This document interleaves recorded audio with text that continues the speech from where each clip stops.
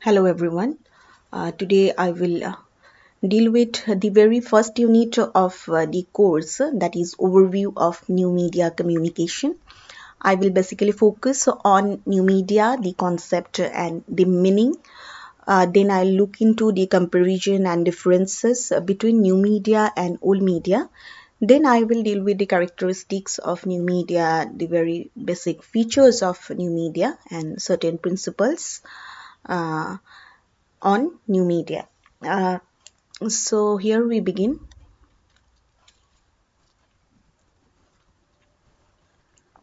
First, I will like to give you an overview of communication. So we know that communication and information are not similar concepts or experiences. Communication is not the mere sending or receiving of information in whatever form. Rather, it is a whole situation and an experience. So, communication is a human relationship in sum. Information, on the other hand, is made up of bits of messages, verbal and non-verbal. Significant information can bring about a communication relationship, but not when the exchange of information is on an unequal or commercial basis. Then information turns into a commodity. A commodity, by definition, has a price attached to it. Authentic communication is not helped but rather distorted by such commoditized information. So, communication is not an act but a process by which an individual enters into a mental cooperation with another individual until they come to constitute a common conscience. Information instead is just a unilateral translation of a message from an emitter to a receiver. So we see that communication is a chain of inventions such as daguerreotype, the rotary press, wire telegraphy, the phonogram, and the cinematography that produced a qualitative change in human relations beginning in the 19th century. Information, on the other hand, can be traced from the classical era, where it thrived as a philosophical concept denoting the interpretation or imposition of a form, idea, or principles, with or in material that thus becomes informed. Thus, for instance, marble becomes statue. Then, for centuries, the use of the term information was nearly monopolized by journalists. To speak of information always and necessarily brings us back to communication and vice versa. It would be entirely irrational to attempt to understand one of the two processes in total separation from the other. They are mutually explanatory.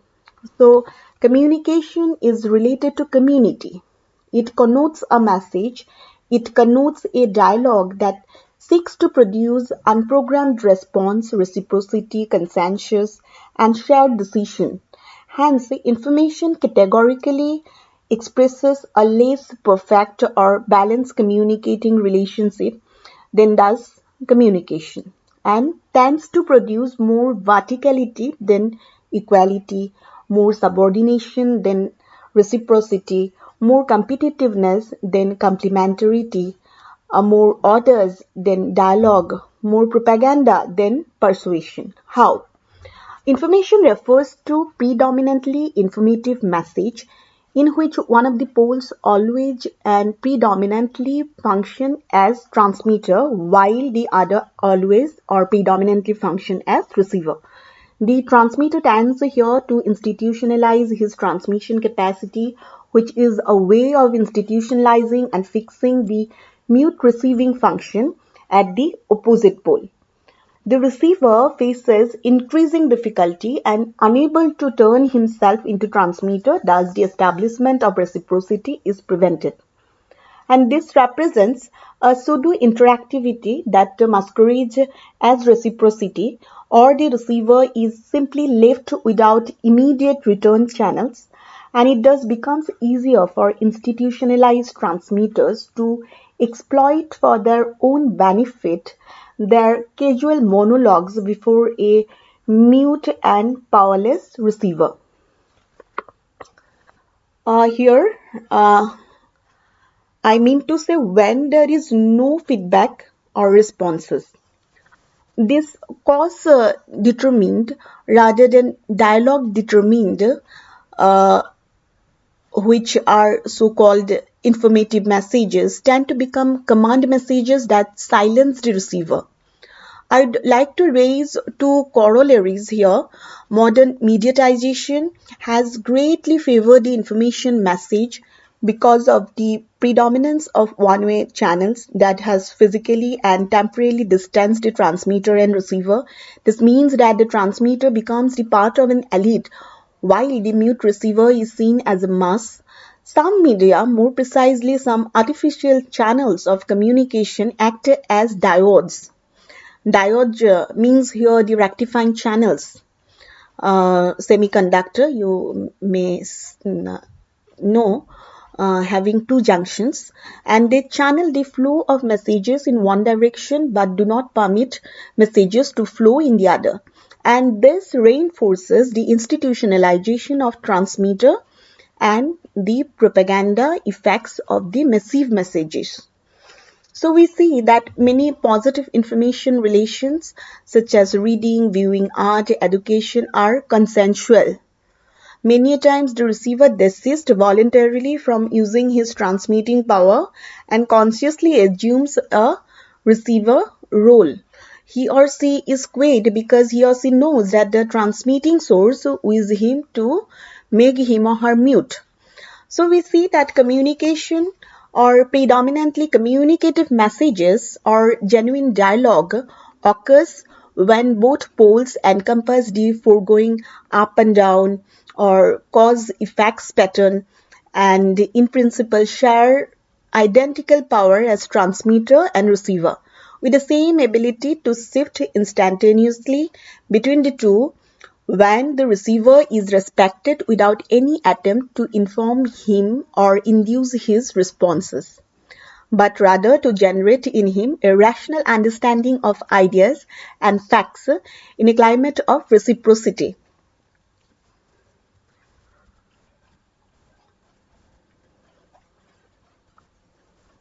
So we see that communication is a right. The right to communicate is now seen as a fundamental human right, much more comprehensive than existing freedoms of speech, the praise, etc. And it is the basic right of an individual, and it extends to some degree, at least, to groups, to nations, and to international community, and to have important legal, economic, and technological implications. It is closely related to the democratization of communication within and between countries and to certain concepts like access, participation, and two-way flow. Uh, then we see that the right to information, which is also a fundamental legal right, which is necessary to bring about much needed transparency in the administration. And this sort of right is also being viewed as a necessary measure to remove corruption from public and administrative life. Barrier to information is the single largest factor behind corruption as it facilitates arbitrary decisions, clandestine deals, embezzlements, and manipulation of all kinds. If information is made available on requisition by application as prescribed, people will be able to ask inconvenient questions from those whose conduct is considered not above board or suspicious. As we are now into the 21st century, our lifestyles and values are changing due to advancement of innovation and science. Therefore, we should change our approach and attitudes and shake off all the colonial mentality that has put impediments in our evolution as a modern and democratic society of forward looking people with scientific temper. One school of thought in the media world strongly feels that crusade for right to information on all subjects on all public affairs will be the best contribution to the evolution of such modern democratic and forward looking society. And appreciating the changing environment whereby transparency is being speedily brought about in the function of the Government Right to Information Act has been passed and being implemented.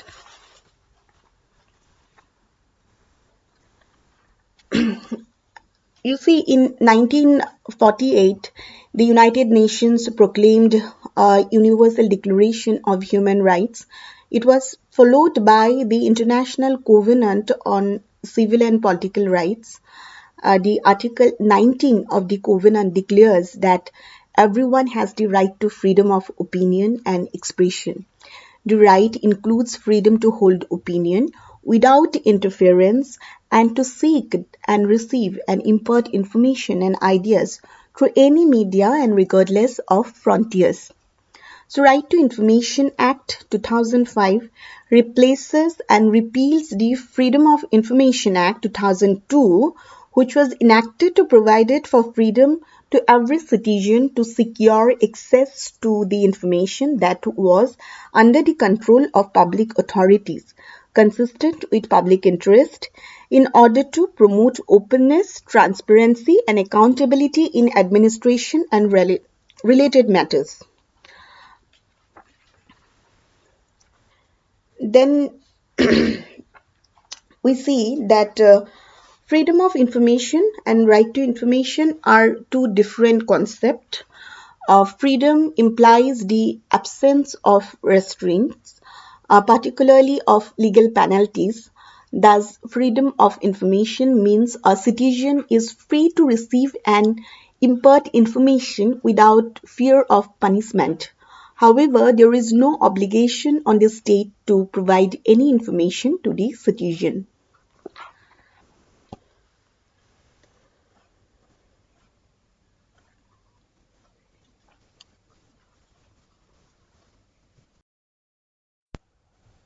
Then we see that the academic study of communication is both very old, tracing its roots back to the ancient Greek philosophers, and relatively new, with most universities recognizing communication as a separate department only within the past 40 years.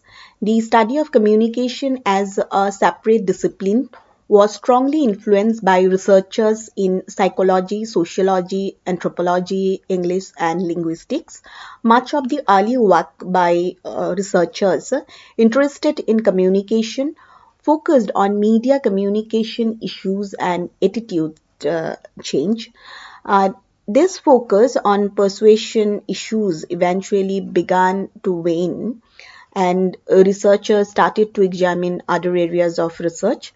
And in the late 1950s and early 1960s, a social scientific approach to the study of human communication emerged as communication researchers began to investigate the interactional pattern of personal relationship.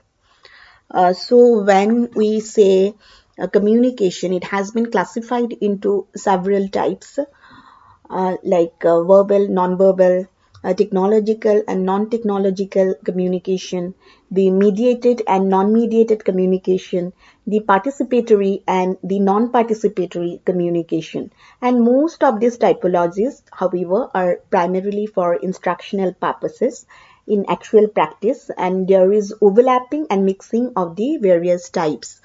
And I'd like to focus on the mediated non-technological and the technological mediated and participatory nature of communication when we discuss about new media.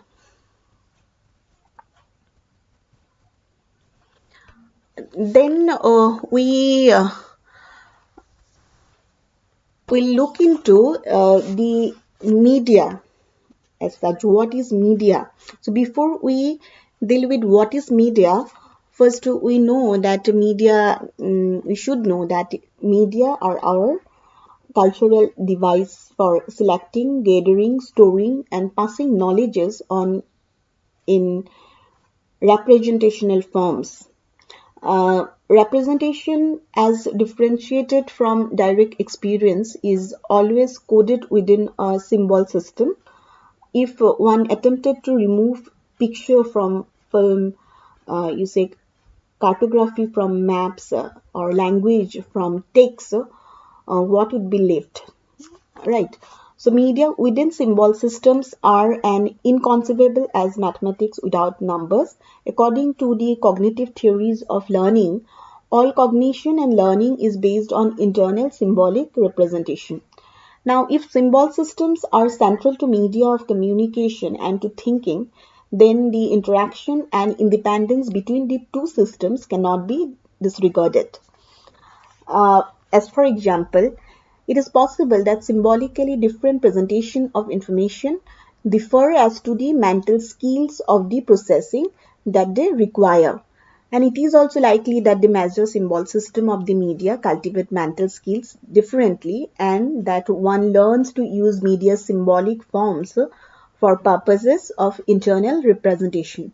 So symbol used in the media and in thought is quite striking considers that the development of human intellectual functioning from infancy to such a perfection as it may reach is shaped by a series of technological advances in the use of mind. And growth depends upon the mastery of techniques and cannot be understood without reference to such mastery. So these techniques are not in the main invention of the individuals who are growing up. They are rather skills transmitted with varying efficiency and success by the cultural language being a prime example.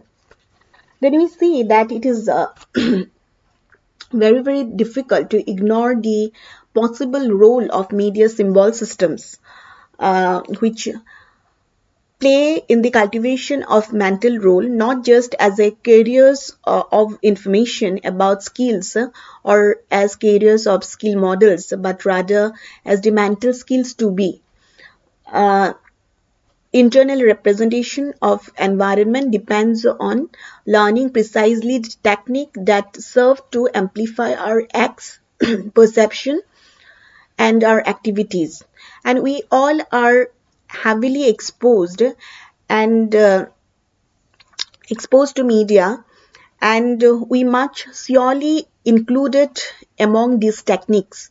Our era, the 21st century, can be characterized as the age of media and technology as channel for information and entertainment. Mass media surrounds as day and night. Uh, we see that our contact with a culture of material and social resources has been increased and that has actually supported to increase our mental skill and cognitive activity. Now we will discuss about the term media. So the term media comes from the Latin word uh, middle. Media for that region stand between different groups in society but do not occupy an adject place midway between dominant and subordinate classes if such a point could be found. The media defined as those techniques used to disseminate symbolic content to audience, including radio, press, television, the music industry, film, and in some accounts, advertising. Um, you might know about John Fiske, who was an American philosopher and historian who in his book Introduction to Communication Studies that was published in 1982 divides media into three main groups and these groups are basically presentational media, representational media, and mechanical media.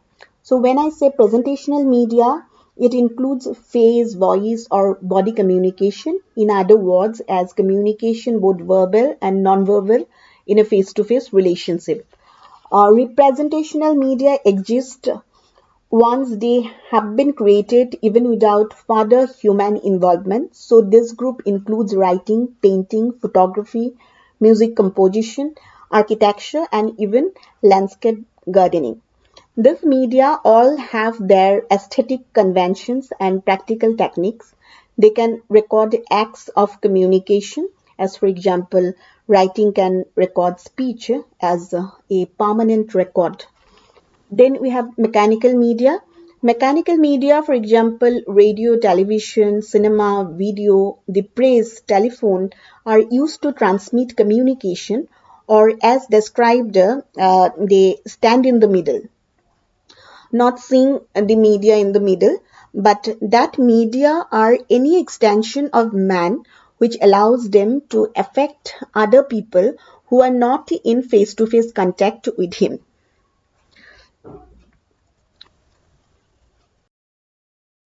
Then we see that Marshall McLuhan, in his book Understanding Media, takes another point of view. To him, communication medias are the extension of oneself. Harvard Marshall McLuhan was a Canadian philosopher and sociologist whose work is among the cornerstones of the study of media theory. McLuhan said that the invention of printing led to the tendency to see reality in discrete units, so to find causal relations and the linear serial order, and to find orderly structure in nature. It allowed individual to withdraw, to contemplate and mediate, or even meditate outside these communal activities. So, McLuhan speculate on the deterministic nature of the technology, and to McLuhan, all the media were the extension of man, and McLuhan considered printing as an extension of the eye. So, according to him, medium itself is the message, and such a message has an effects on individuals' attitude, behavior, and entire lifestyle. The channel that transmits the message from the source to receiver is as important as the message itself. According to him, media of communication are vast social metaphors that not only transmit information but determine what is knowledge, that not only orient us to the world but tell us what kind of world exists, that not only excite and delight our senses but by altering the ratio of sensory equipment that we use, it actually changes our character. He analyzed how media affected the individuals who encountered them. They impose a particular logic on the organization of visual experience. So the present day social scientist believe that there are powerful effects arising from the content and especially from the interaction of content with the audience. They argue that message is more important than the medium in producing effect.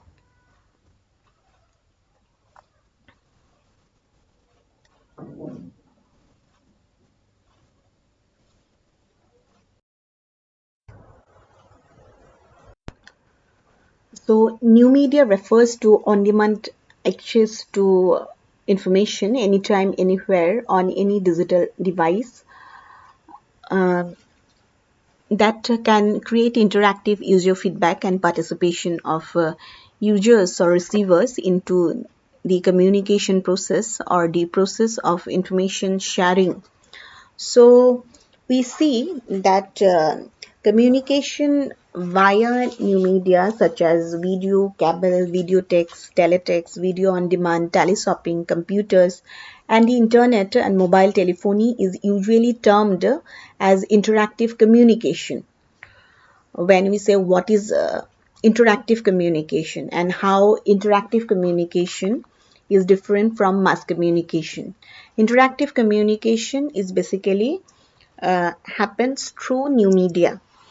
So telecommunication based services such as telephones, pagers, cellular or mobile phones, electronic mail are considered to be interactive. Interactive communication consists of point-to-point communication systems that approximate to the interpersonal, group, and mass communication. So, I would like to describe a little bit more about these three forms of communications. But before that, let's find out what is basically uh, interpersonal group and mass communication in a very simplistic way. So, interpersonal communication is private face to face interaction, whereas group communication is a small group interaction, usually in a decision making setting, and mass communication involves a very complex institutional organization sending a message from the source to a large audience. Uh, if I have to give you some example, interpersonal as in the basic telephone and very various value-added services, group communication as in teleconferences and video conferences in the context of new media, and mass communication as in internet's world wide web, where companies or people with their own websites can reach millions of individuals across the globe at their own convenience. So we see that when we discuss about interpersonal communication, there are three stages of interpersonal communication. The first stage is fatigue stage. It is the initial exploratory stage of communication which determines the course conversation, such as the hi, hello, how are you, good morning, or even a simple namaste or vanakkam, with accompanying gestures like meeting of the eyes, a smile, perhaps a handshake. The fatigue stage is a warming up time during which ritualized greetings are exchanged. The words and gestures exchanged during this period do not mean much. Indeed, the question asked are not meant to be taken literally. There are only a formalized manner of showing interest and attention. No deception is involved at all in this very stage. What we are doing through words is merely sending signals that we would like to have a conversation. For instance, a gesture of touching an elder's feet connotes a different meaning in different cultures in different places. The fatigue stage then is patterned according to social and cultural norms and rituals. In the second stage, which is called the personal stage, introduced a more personal element into the conversation. During this period, we generally lower our social guard a little and are prepared to take some risk in exposing ourselves and our feelings. Having moved on to this personal stage, we are likely to be willing to talk about personal matters such as one's profession, the family, health problem, and the like. Most business communication, therefore, takes place at this level, for it does involve personal interest and we are ready to go along to promote them. In the last stage, that is intimate stage, is reserved for friends and relatives, the degree of intimacy depending upon the closeness of the relationship. To some, we open our hearts out completely. To others, though good friends, we are reluctant to tell all. So it's a stage when social barriers fall and we are at ease.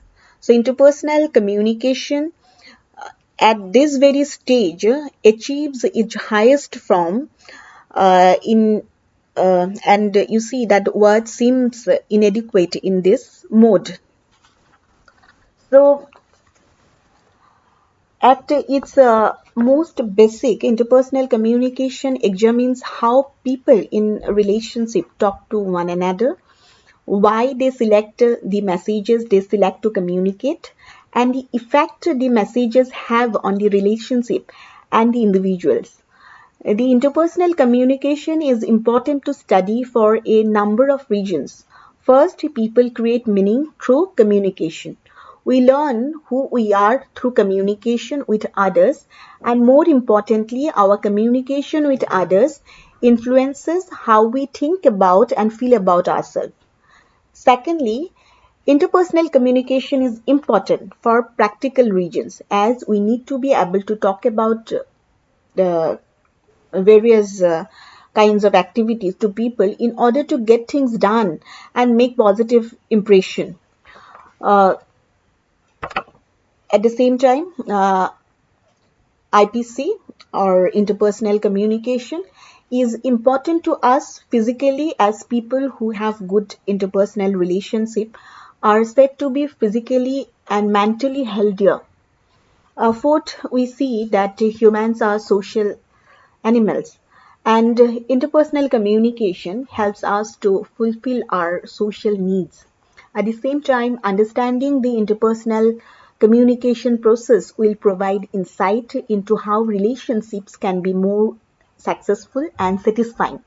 Finally, interpersonal communication research is also quite important because how people think that they communicate and they should communicate in a relationship and how they actually communicate in relationship are very different.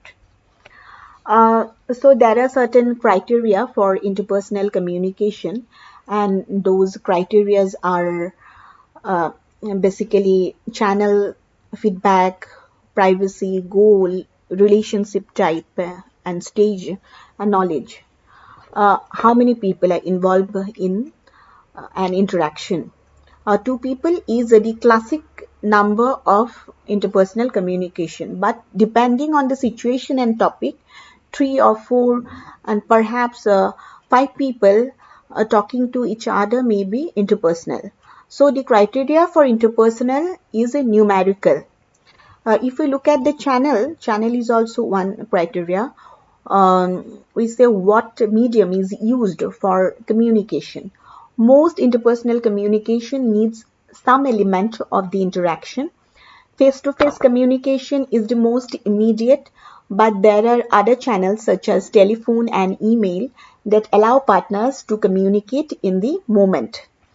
Then feedback, like is there any opportunity for feedback, adaptation, and responsiveness? So the ability to adapt and respond to other person enhances the communication and makes it more interpersonal.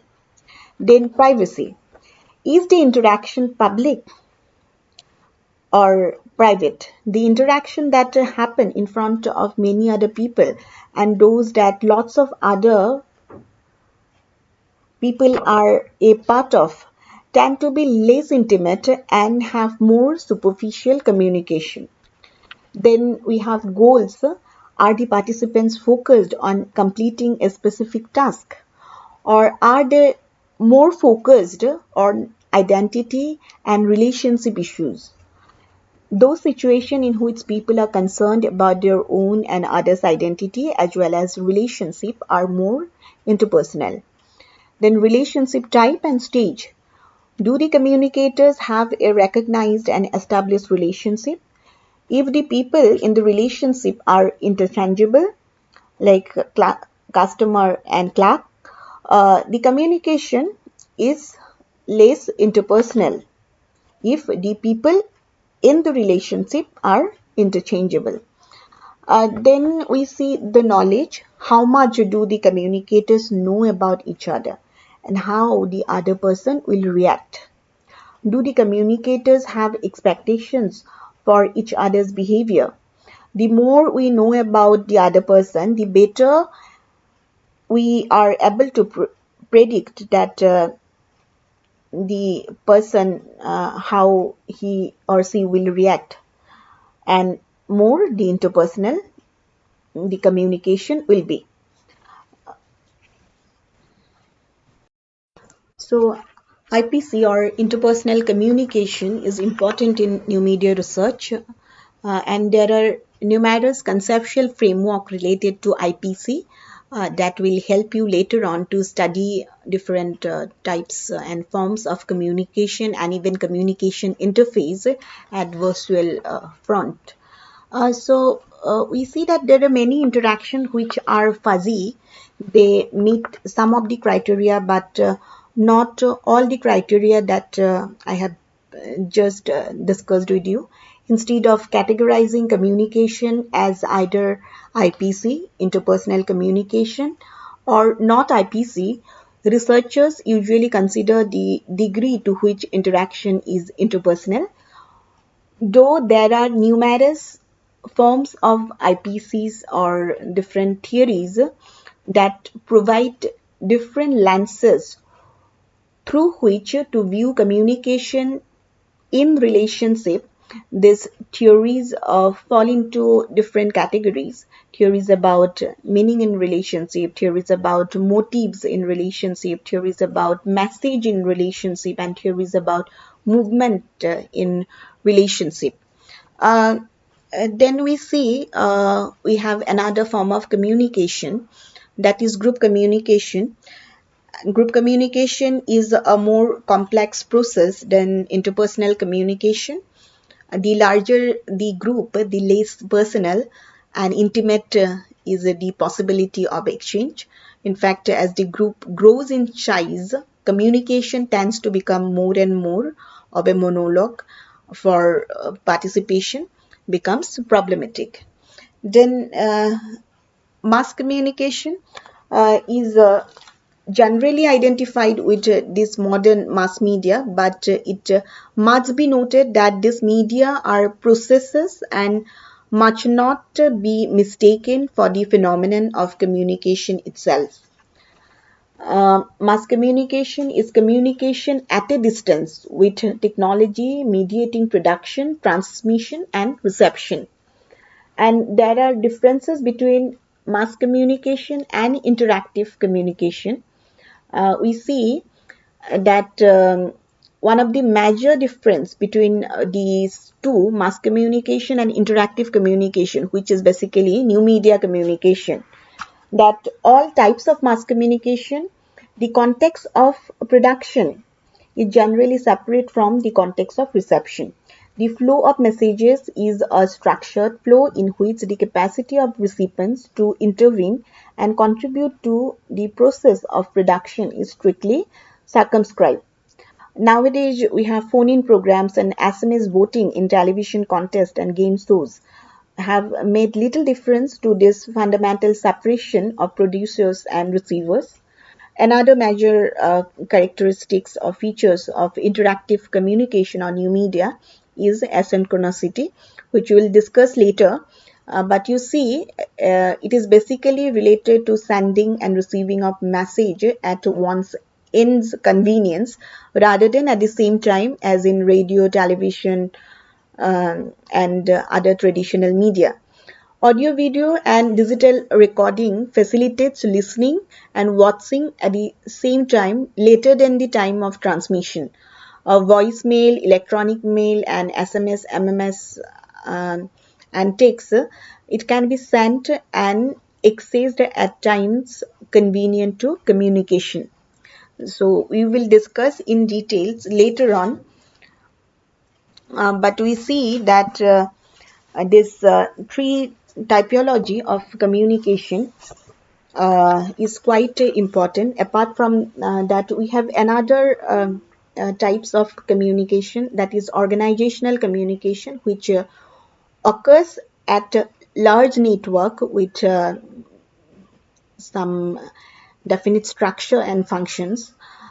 So all these communication service can be related to internet, and we can further study and compare it with traditional levels of communication.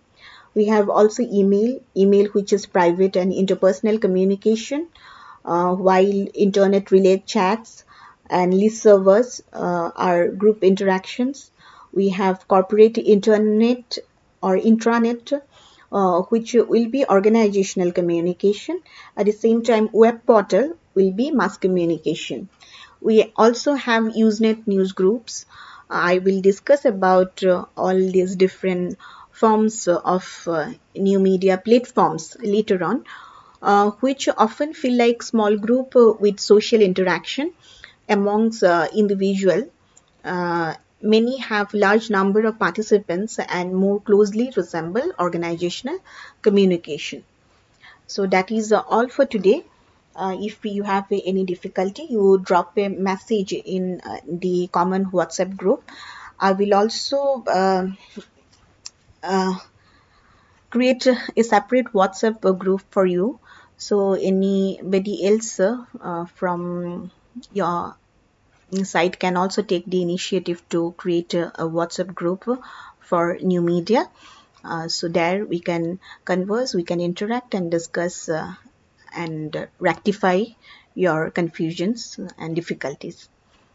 Thank you so much.